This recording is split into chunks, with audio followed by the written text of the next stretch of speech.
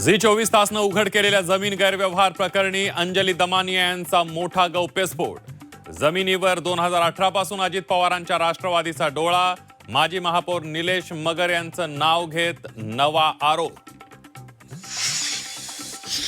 पुणे जमीन गैरव्यवहार प्रकरणी पार्थ पवारांवर अजून एफआयआर का दाखल होत नाही? शीतल तेजवानीच्या याचिकेवर सुनावणीवेळी मुंबई हायकोर्टाचे न्यायमूर्ती माधव जामदार यांचा संतप्त सवाल.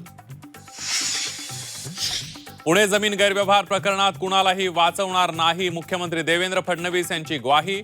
दोषींवर कारवाई होणारच, हायकोर्टाला कारवाईची माहिती दिली जाणार असल्याचंही वक्तव्य.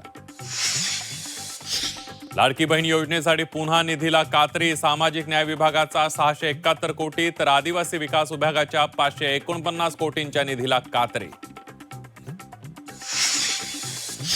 अजित पवारांपाठोपाठ मुंबई मनपा निवडणुकांनंतर एकनाथ शिंदेंना एकटं पाडलं जाईल, आमदार रोहित पवार यांचा दावा.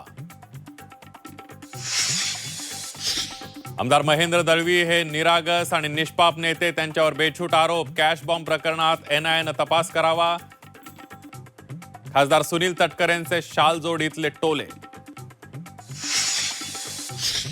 झी 24 तासनं उघड केलेल्या जमीन गैरव्यवहार प्रकरणी आजच्या चौकशीला दिग्विजय पाटील गैरहजर. तब्येत बरी नसल्याचं कारण देत सोमवारी हजर राहू, पुणे आर्थिक गुन्हे शाखेला पाठवला निरोप.